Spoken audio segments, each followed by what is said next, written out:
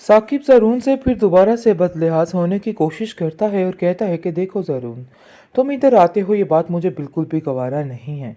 अभी मौका महल नहीं है तो बेहतर यही है कि तुम अभी यहाँ से आने से गुरेज किया करो।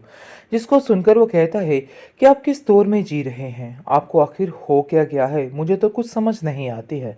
आखिर आप अपनी बहनों की खुशियों से इतने दूर कैसे हो सकते हैं। जिसको सुनकर साफ साफ कह देती है रानी कि देखो, अगर तुम्हें यहाँ पे आना है तो साकिब की मर्जी के साथ ही आना होगा, तो बेहतर यही है कि तुम यहाँ पे मत आना। जिसको सुनकर वो कहता है कि साकिब की मर्जी सिर्फ तुम्हारे ऊपर डिपेंड करती है। इस चीज़ का अंदाज़ा तुम्हें भी है और हमें भी है। दूसरी तरफ जरून की माँ जरून को समझाती है कि बेटा देखो, जो मामला मैं खैर खैरियत से करने की कोशिश कर रही हूँ ना, इसको खैर खैरियत से ही रहने दो। तुम जानते तो हो कि रानी ये सब कुछ नहीं चाहती है, तो बेहतर यही है कि तुम भी अपने दिल से फिलहाल इस तरह की बातें निकाल कर पॉजिटिव सोचना शुरू कर दो। अगर तुम अपनी बहन से इस कदर बदगुमान होते जाओगे तो मामला बहुत ख़राब हो जाएगा। इसलिए मैं चाहती हूँ कि अभी खामोशी के साथ इन सब चीज़ों को हल करने की कोशिश करो तो ही बेहतर है, क्योंकि रानी कुछ भी कर सकती है और मैं जानती हूँ उसको कि वो अगर अपनी आई पे आ गई तो साकिब का दिमाग पर कर कुछ भी कर देगी। जिसको सुनकर जरून कहता है कि आज तक उसकी मर्ज़ी मनमानी चलती रही है, लेकिन इस दफ़ा उसकी मर्ज़ी मनमानी नहीं चलेगी। इस दफ़ा जो कुछ मैं चाहूँगा वही होगा। लेकिन रानी कहती है कि अगर मेरे रास्ते में आने की कोशिश की या मुझसे ऊपर होने की कोशिश की तो मैं कुछ भी कर सकती हूँ। इस चीज़ का शायद आप लोगों को अंदाज़ा नहीं है, लेकिन साफ साफ रानी की माँ को समझाती है कि इस सारी चीज़ों में तुम्हारा बाप भी शामिल है और वो भी अपने बेटे की खुशी चाहता है, तो बेहतर यही है कि खामोशी के साथ तुम भी ये सारे काम अच्छे तरीके से होने दो, वरना बहुत ही गलत हो जाएगा। और मैं तुम्हें ये सब कुछ बार बार इसलिए बताने की कोशिश कर रही हूँ ताकि कल को तुम दोनों का, बहन भाइयों का रिश्ता भी खराब ना हो। तो बेहतर यही है कि खामोशी से हर चीज़ को तुम इस बात के लिए राज़ी नहीं हो, सिर्फ और सिर्फ चंद दिखावे की खातिर ही सब कुछ करने की कोशिश कर रही हो। मैं तुम्हें आखिर किस तरीके से समझाऊं और क्या समझाऊं। आखिर तुम कब तक ये सब कुछ करती रहोगी, मुझे तो तुम्हारी कुछ समझ नहीं आ रही है। जिस पर वो कहती है कि आप बिला वजह मुझे लेके परेशान क्यों हो रही हैं। मैं ऐसा कुछ भी नहीं करूँगी, आप मेरी वजह से टेंशन ना लें। मैं सब कुछ ठीक कर दूँगी और कुछ भी ऐसा नहीं करूँगी जिसकी वजह से मेरे भाई की ज़िंदगी तबाह हो सके। लेकिन वो दिल ही दिल में फ़ैसला कर लेती है कि फ़िज़ा की ज़िंदगी को सुकून से नहीं रहने देगी। जो कुछ भी कर रही है सिर्फ़ और सिर्फ तमाशा और झूठ की बिना पे कर रही है, क्योंकि उसका यही मकसद है और वो चाहती ही नहीं है कि कुछ भी ठीक हो। बस उसका यही दिल है कि हर चीज़ जो है वो अब ख़राब हो जाए और हर चीज़ मरियम मेट हो जाए। उसको खुद समझ नहीं आ पा रही कि आखिर क्या होना चाहिए और क्या नहीं होना चाहिए। आप देखेंगे कि वो फ़िज़ा को कहती है कि देखो फ़िज़ा, तुम ये मत समझना कि तुम जो कुछ कर रही हो सब कुछ तुमने हासिल कर लिया है। मैं तुम्हें ऐसा कुछ भी नहीं करने दूंगी, क्योंकि अब जो कुछ होगा मेरी मर्ज़ी के मुताबिक होगा। ये मत समझना कि तुम्हारी सुनी जाएगी और ये बातें अब तुम्हारी समझने वाली हैं। जिस पर वो कहती है कि भाभी, आप खुद तो इस चीज़ के लिए मान चुकी थी, लेकिन आखिर फिर ऐसा क्या हुआ कि आपका प्लान ही बदल गया। इस पर वो कहती है कि प्लान नहीं, तुम्हारे ये तौर तरीके जो है ना, मुझे इन सब बातों को करने पर मजबूर कर रहे हैं और मैं मजबूरी में ये सब कुछ कर रही हूँ। तो बेहतर यही है कि इतना खुश होने की ज़रूरत नहीं है। मैं किसी हाल में किसी भी तरह खुश नहीं देख सकती, क्योंकि मैं जानती हूँ कि तुम किस तरीके से मेरे घर में जाकर उधर बवाल मचाओगी। इन चीज़ों से बचने के लिए मैं ये सब कुछ कर रही हूँ और इसलिए तुम भी अपने आप को ज़रा दिमाग में बिठा लो। ये जो चालें खेल रही हो ना, इनको मैं नाकाम बहुत जल्द बनाने वाली हूँ और तुम्हें अब इन बातों को समझना है, वरना ऐसा ना हो कि तुम्हारे लिए बहुत बड़ी मुश्किल खड़ी हो जाए, और मैं ऐसा नहीं चाहती।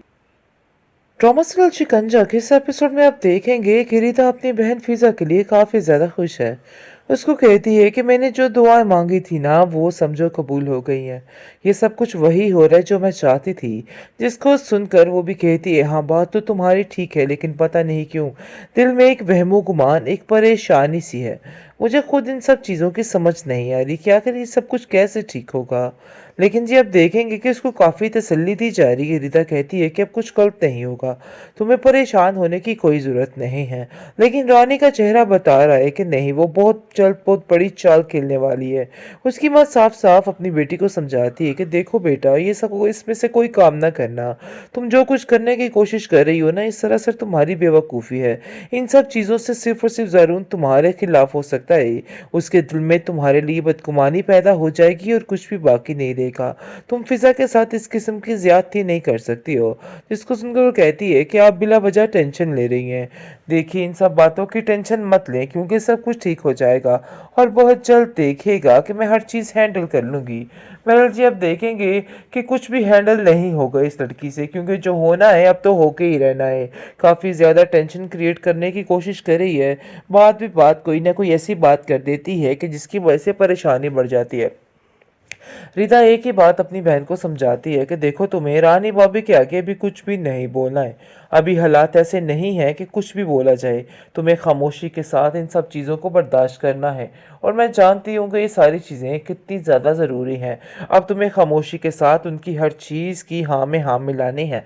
मुझे लगता है कि हमारे लिए अभी यही बेहतर है, क्योंकि ये सब कुछ करना ही ठीक रहेगा। आप देखेंगे कि जब उनकी माँ जो है वो काफ़ी परेशान है अपनी बेटी को लेकर, और कहती है कि बेटा, मैं बड़े अच्छे तरीके से समझती हूँ कि तुम्हारा दिल इस बात पर मुत्तमिन है ही नहीं, तुम इस बात के लिए राज़ी नहीं हो, सिर्फ और सिर्फ चंद दिखावे की खातिर ही सब कुछ करने की कोशिश कर रही हो। मैं तुम्हें आखिर किस तरीके से समझाऊं और क्या समझाऊं? आखिर तुम कब तक ये सब कुछ करती रहोगी? मुझे तो तुम्हारी कुछ समझ नहीं आ रही है। जिस पर वो कहती है कि आप बिला वजह मुझे लेके परेशान क्यों हो रही हैं? मैं ऐसा कुछ भी नहीं करूँगी। आप मेरी वजह से टेंशन ना लें, मैं सब कुछ ठीक कर दूँगी और कुछ भी ऐसा नहीं करूँगी जिसकी वजह से मेरे भाई की ज़िंदगी तबाह हो सके। लेकिन वो दिल ही दिल में फ़ैसला कर लेती है कि फ़िज़ा की ज़िंदगी को सुकून से नहीं रहने देगी। जो कुछ भी कर रही है सिर्फ़ और सिर्फ तमाशा और झूठ की बिना पे कर रही है, क्योंकि उसका यही मकसद है और वो चाहती ही नहीं है कि कुछ भी ठीक हो। बस उसका यही दिल है कि हर चीज़ जो है वो अब ख़राब हो जाए और हर चीज़ मरियम मेट हो जाए। उसको खुद समझ नहीं आ पा रही कि आखिर क्या होना चाहिए और क्या नहीं होना चाहिए।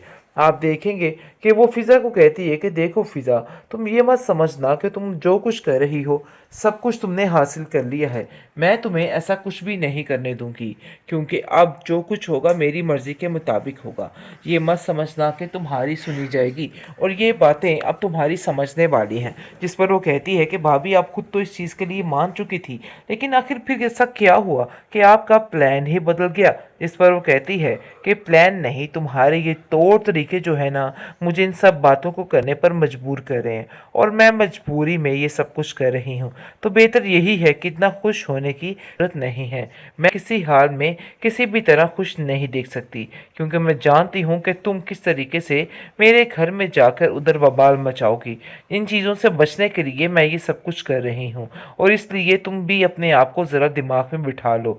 ये जो चालें खेल रही हो ना, इनको मैं नाकाम बहुत जल्द बनाने वाली हूँ, और तुम्हें अब इन बातों को समझना है, वरना ऐसा ना हो कि तुम्हारे लिए बहुत